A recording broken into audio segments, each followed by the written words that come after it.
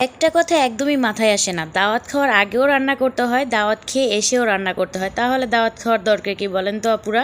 Hello everyone, আসসালামু আলাইকুম। কেমন আছেন সবাই? আশা করি ভালো আছেন। আলহামদুলিল্লাহ আমরাও সবাই ভালো আছি। নতুন একটা ব্লগে আবারও স্বাগত জানাচ্ছি সবাইকে। এটা হচ্ছে কিছুদিন আগের একটা ব্লগ। যাই হোক, সকালবেলায় তো রান্না করে নিচ্ছিলাম। সকালবেলা কি রান্না করব ভাবতেছিলাম, তাই ভাবলাম যে ডাল আলু ভর্তা এভাবেই রান্না করে নিই। আর দুপুরবেলা হচ্ছে দাওয়াত আছে, যেহেতু খুবই হালকা পাতলা একটা খাবার খেয়ে দুপুরবেলা দাওয়াতে যাব। আর এই তো এখানে হচ্ছে টমেটো দিয়ে ডাল রান্না করতেছিলাম। আর আমার কাছে সবসময় টক ডালটা অনেক বেশি ভালো লাগে। যেহেতু বাসায় আম ছিল না, ভাবলাম যে টমেটো দিয়ে ডালটা রান্না করে নিই। আর এই তো এখানে হচ্ছে আমি ডালটা সুন্দর করে ফুটিয়ে নিয়েছি। আর এটাকে একটু বাগার করে নিব। আর ডালের সাথে আলু ভর্তা থাকলে তো আর কিছুই লাগে না, সকালবেলা মনে হয় বেস্ট খাবার।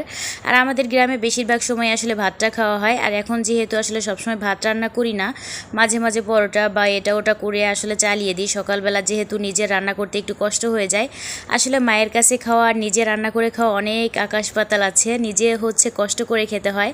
আর মার কাছে থাকলে দেখা গেল মা রান্না করে দিত আর খেতাম, কি মজা তাই না পুরা।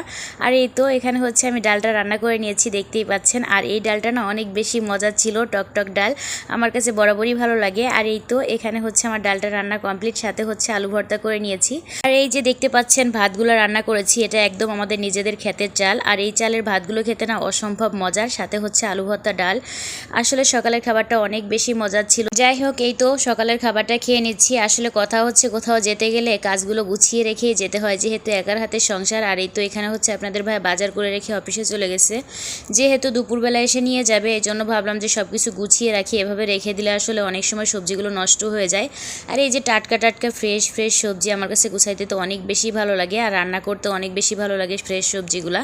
বিশেষ করে সকালে যে বাজারটা করে, এই বাজারটা কিন্তু অনেক বেশি ভালো লাগে। আর এই তো দেখতেই পাচ্ছেন এখানে কিছু করলা এনেছে, সাথে হচ্ছে কিছু কচুর ঘাটি। আর এই তো এখানে হচ্ছে কিছু ড্রাগন ফ্রুট আনছিল। আসলে ড্রাগনের এখন বর্তমানে প্রচুর দাম কম, আর এটা একসময় ছিল অনেক বেশি দাম, আসলে হাতের নাগালের বাহিরে ছিল। যাই হোক, এই তো দেখতে পাচ্ছেন আমি হচ্ছে সব কিছু একটু গুছিয়ে রাখতেছিলাম।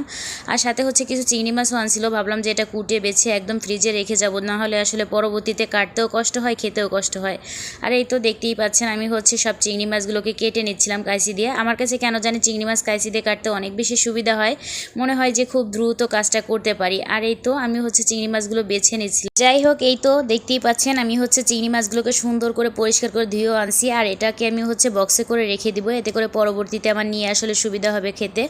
আর এই তো আমি হচ্ছে বক্সে করে রেখে দিচ্ছিলাম। যাই হোক, আমরা হচ্ছে দাওয়াত থেকে এসে ভাবলাম যে কি রান্না করব। দাওয়াতে গেলে আসলে ঠিকমতো খেতে পারি না, এসে আরও মনে হয় কি আমি কি খাবো, অনেক খিদা লেগে যায়। আমার মতো কে কে আছেন বলবেন তো আপুরা। আসলে কোথাও দাওয়াতে গেলে যে শান্তিতে ঠিকমতো খেয়ে আসবো সেটাও পারি না, বাসায় আসলে খিদা লেগে যায়। আর এই তো ভাবলাম যে এসে কি রান্না করা যায়। ধুন্দল যেহেতু আনছিল সকালবেলা বাজার থেকে, ভাবলাম যে এটা ভাজি করি, আর সাথে হচ্ছে চিংড়ি মাছ একটু ভুনা করে নিব আলু দিয়ে টমেটো দিয়ে। আমার কাছে কেন জানি কোথাও গেলে এত বেশি কষ্ট হয়ে যায়, বাসায় এসে যে কিছু রান্না করব বা কিছু খাবো সেটা একদমই ইচ্ছা করে না।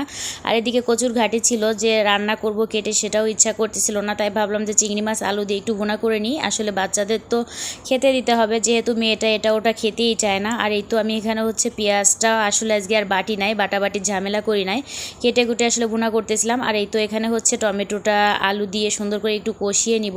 আর কষানোর জন্য একটু পানি অ্যাড করেছি, যাতে করে সুন্দর করে আলুটা কষানো হয়। আর এদিকে মিনাজবাবুকে যেহেতু আমি আলু দিয়ে ভাত খাই, আলু ছাড়া একদমই চলে না আমার বাসায়। যে কোনো সবজি রান্না করি আলুতে একটু দিতেই হবে। সাথে হচ্ছে আমি চিংড়ি মাছটা একটু ভেজে নিয়েছিলাম, সুন্দর করে একটু কষিয়ে অল্প একটু তরকারি রান্না করব, যাতে করে আমার রাতের খাবারটা হয়ে যায়। যাই হোক, এই তো দেখতে পাচ্ছেন আমার হচ্ছে তরকারিটা সুন্দর করে কষিয়ে নিয়েছি। এখানে হচ্ছে কিছুটা পানি ব্যবহার করলাম, যাতে করে আলুটা এবং তরকারিটা সুন্দরভাবে রান্না হয়ে যায়। আর এই তো এখানে হচ্ছে আমার সুন্দর করে দেখতেই পাচ্ছেন তরকারিটা রান্না হয়ে গেছে। আসলে আজকে অনেক বেশি টায়ার্ড হয়ে গেছি। সবাই ভালো থাকবেন, সুস্থ থাকবেন। আজকের ভিডিওটা এই পর্যন্ত। সবাইকে আল্লাহ হাফেজ।